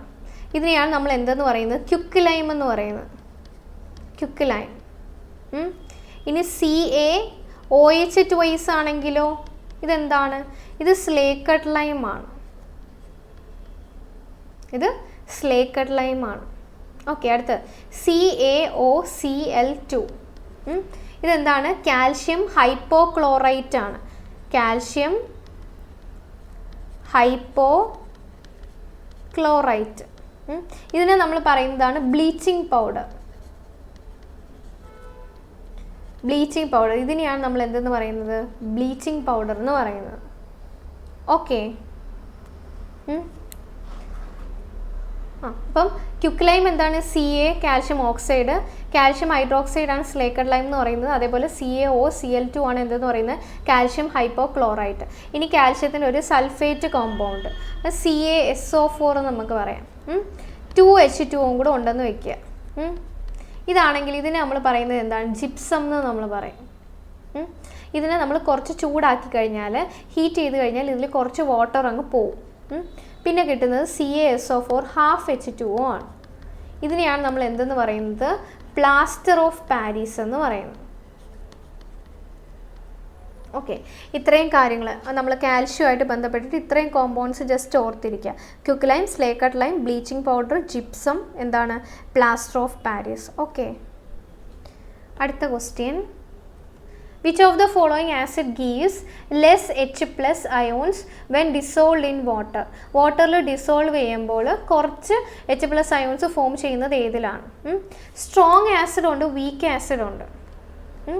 സ്ട്രോങ് ആസിഡ് ഉണ്ട്, വീക്ക് ആസിഡ്സും ഉണ്ട്. സ്ട്രോങ് ആസിഡ്സ് എന്ന് വെച്ചാൽ ഇവരെ നമുക്ക് എന്ത് ചെയ്യാൻ പറ്റും? ഫുള്ളി ഡിസോൾവ് ആയിട്ട് ഒത്തിരി H+ അയോൺസ് ഫോം ചെയ്യാൻ പറ്റുന്നതാണ് സ്ട്രോങ് ആസിഡ്സ് എന്ന് പറയുന്നത്. വീക്ക് ആസിഡ്സ് എന്ന് വെച്ചാൽ അവർ പാർഷ്യലി മാത്രമേ എന്ത് ചെയ്യത്തുള്ളൂ? ഡിസോൾവ് ചെയ്യത്തുള്ളൂ വാട്ടറിൽ. അതാണ് വീക്ക് ആസിഡ്സ് എന്ന് നമ്മൾ പറയുന്നത്. ഇതിൽ വീക്ക് ആസിഡാണ് ഏതെന്ന് പറയുന്നത്? CH3COOH എന്ന് പറയുന്നത്. അതേപോലെ നോക്കിയേ, A ഓപ്ഷൻ എന്താണ്? നൈട്രിക് ആസിഡ് ആണ്. C ഓപ്ഷൻ സൾഫ്യൂരിക് ആസിഡ് ആണ്. HCl ഹൈഡ്രോക്ലോറിക് ആസിഡ്, അത് ഈ മൂന്നും എന്താണ്? സ്ട്രോങ് ആസിഡ്സ് ആണ്. അസറ്റിക് ആസിഡ്, അസറ്റിക് ആസിഡ് എന്താണ്? അത് വീക്ക് ആസിഡാണ്. അപ്പം അതിൽ കുറച്ച് H+ അയോൺസ് എന്ത് ചെയ്യത്തുള്ളൂ? ഡിസോൾവ് ആവുന്നുള്ളൂ. അതൊരു വീക്ക് ആസിഡാണ്. ബാക്കി നൈട്രിക് ആസിഡും സൾഫ്യൂരിക് ആസിഡും ഹൈഡ്രോക്ലോറിക് ആസിഡും എന്താണ്? സ്ട്രോങ് ആസിഡ്സ് ആണ്. അതിൽ നമ്മുടെ സ്റ്റൊമക്കിൽ കാണപ്പെടുന്ന ആസിഡാണ് ഏതെന്ന് പറയുന്നത്? HCl എന്ന് പറയുന്നത്, ഹൈഡ്രോക്ലോറിക് ആസിഡ്. അത്യാവശ്യം നല്ല അസിഡിക് ആയിട്ടുള്ള ആസിഡ് നമ്മളെ സ്റ്റൊമക്കിൽ ഫോം ചെയ്യുന്നുണ്ട്. ആ ആസിഡ് ഏതാണ്? HCl ആണെന്ന് ഓർത്തിരിക്കുക. ഓക്കെ, അടുത്ത ക്വസ്റ്റ്യൻ നോക്കിയേ, the filtration units of human kidneys are called dash. നമ്മുടെ ഹ്യൂമൻ കിഡ്നീസിൽ ഫിൽട്രേഷൻ നടത്തുന്നത് ഏത് പാർട്ടാണ്? Neutrons, nephron, neurons, protons. ഏതാണ്? കിഡ്നിയിലെ ഏറ്റവും സ്മോളസ്റ്റ് യൂണിറ്റ് എന്ന് പറയുന്നത് ആരാണ്? നെഫ്രോൺ ആണ്. നെഫ്രോൺ ആണ് നമ്മുടെ കിഡ്നിയിൽ ആ ഒരു എന്താണ് ഫിൽട്രേഷൻ യൂണിറ്റ് ആയിട്ട് പ്രവർത്തിക്കുന്നത്. കിഡ്നിയുടെ ഫങ്ഷൻ എന്താണ്? നമ്മുടെ ബ്ലഡിനെ പ്യൂരിഫൈ ചെയ്യുക. ബ്ലഡിനെ പ്യൂരിഫൈ ചെയ്തിട്ട് നമ്മളെ ബ്ലഡിൻ്റെ ഉള്ളിലുള്ള നൈട്രജൻ കണ്ടൻ്റ് ഉള്ള വേസ്റ്റിനെ പുറത്ത് കളയുക. അതാണ് നമ്മുടെ യൂറിയ ആയിട്ട്, മാമൽസിൻ്റെ കേസിൽ യൂറിയ ആയിട്ട് എന്താണ് യൂറിൻ പുറത്തോട്ട് പോകുന്നത്, എക്സ്ക്രീറ്റ് ആവുന്നത്. ഓക്കെ, അപ്പം അത് കിഡ്നിയുടെ ഒരു ഫങ്ഷനാണ്. കിഡ്നീൻ്റെ വേറൊരു ഫങ്ഷനാണ് ഏതെന്ന് പറയുന്നത് ഓസ്മോ റെഗുലേഷൻ. ഒന്ന് ബ്ലഡിലെ പ്യൂരിഫിക്കേഷൻ, രണ്ട് ഓസ്മോ റെഗുലേഷൻ. ഓസ്മോ റെഗുലേഷൻ എന്ന് പറയുമ്പോൾ നമ്മുടെ ബോഡിയിൽ എന്താണ് ഇത്ര amount of water, ions, salt content ഒക്കെ ഉണ്ടായിരിക്കണം. അപ്പം അതിൽ എന്താണ് ആ ഒരു ബാലൻസിലായിരിക്കണം. അതിനെയാണ് എന്തെന്ന് പറയുന്നത് ഓസ്മോ റെഗുലേഷൻ എന്ന് പറയുന്നത്. ആ ബാലൻസിന് നമ്മളെ സഹായിക്കുന്നത് ആരാണ്? നമ്മുടെ കിഡ്നിയാണ്. ഓക്കെ, അതിൻ്റെ ഏറ്റവും സ്മോളസ്റ്റ് ആയിട്ടുള്ള യൂണിറ്റ് ആണ് ഏതെന്ന് പറയുന്നത് നെഫ്രോൺ എന്ന് പറയുന്നത്. ഓക്കെ, അടുത്ത question. Fertilisation in human beings takes place in. Fertilisation എവിടെയാണ് നടക്കുന്നത്? Fallopian tube, ovary, vagina, uterus. എവിടെയാണ് ഫെർട്ടിലൈസേഷൻ നടക്കുന്നത് എന്ന് വെച്ചാൽ എഗ്ഗും സ്പേമും മീറ്റ് ചെയ്ത് ഫെർട്ടിലൈസ് ആവുന്നുണ്ട്. അത് എവിടെയാണെന്ന് ചോദിച്ചു കഴിഞ്ഞാൽ യൂട്രസ് എന്ന് എഴുതി വെക്കരുത്. ആൻസർ എന്താണ്? ഫാലോപ്പിയൻ ട്യൂബാണ്. ഫാലോപ്പിയൻ ട്യൂബിൽ വെച്ചിട്ടാണ് എന്ത് നടക്കുന്നത്? ആ ഒരു ഫെർട്ടിലൈസേഷൻ നടക്കുന്നത്. ഇനി യൂട്രസിൽ എന്താണെന്ന് ചോദിച്ചാൽ യൂട്രസിൽ ഇംപ്ലാന്റേഷൻ ആണ് നടക്കുന്നത്. ഇംപ്ലാന്റേഷൻ എന്ന് വെച്ചാൽ ഈ എഗ്ഗും സ്പേമും കൂടെ ഫ്യൂസ് ചെയ്തിട്ട് ഉണ്ടാവുന്നത് ആരാണ്? സൈഗോട്ട്. ഈ സൈഗോട്ട് കുറേ സെൽ ഡിവിഷൻസും കാര്യങ്ങളും എല്ലാം കഴിഞ്ഞ് അവസാനം യൂട്രസിൽ ഒരു വശത്ത് വന്നിട്ട് എന്ത് ചെയ്യുന്നുണ്ട്? അറ്റാച്ച് ചെയ്യുന്നുണ്ട്, പറ്റി പിടിക്കുന്ന പോലെ ആവുന്നുണ്ട്. ആ അറ്റാച്ച് ചെയ്യുന്ന പ്രോസസ്സിനെയാണ് നമ്മൾ എന്തെന്ന് പറയുന്നത് ഇംപ്ലാന്റേഷൻ. പിന്നെയാണ് അവിടെ ഇരുന്ന് വളർന്ന് വളർന്ന് വളർന്ന് കുട്ടിയായിട്ട് മാറുന്നത്. ഓക്കെ, അപ്പം ആ ഇംപ്ലാന്റേഷൻ നടക്കുന്ന എവിടെയാണെന്ന് ചോദിച്ചാൽ എവിടെയാണ്? യൂട്രസിലാണ്. പക്ഷേ ഫെർട്ടിലൈസേഷൻ എവിടെയാണ് നടക്കുന്നതെന്ന് ചോദിച്ചാൽ ആൻസർ എന്താണ്? ഫാലോപ്പിയൻ ട്യൂബാണെന്ന് ഓർത്തിരിക്കുക. ഓക്കെ, അപ്പം നമ്മൾ ഇന്ന് കുറച്ച് ഇമ്പോർട്ടൻ്റ് ആയിട്ടുള്ള ക്വസ്റ്റ്യൻസ് ആണ് ഡിസ്കസ് ചെയ്തത്. അപ്പോൾ ഇനി നമുക്ക് കുറച്ച് ക്വസ്റ്റ്യൻസുമായിട്ട് അടുത്ത ക്ലാസ്സിൽ കാണാം. എല്ലാവരും നന്നായിട്ട് പഠിക്കുക. Happy learning. Thank you.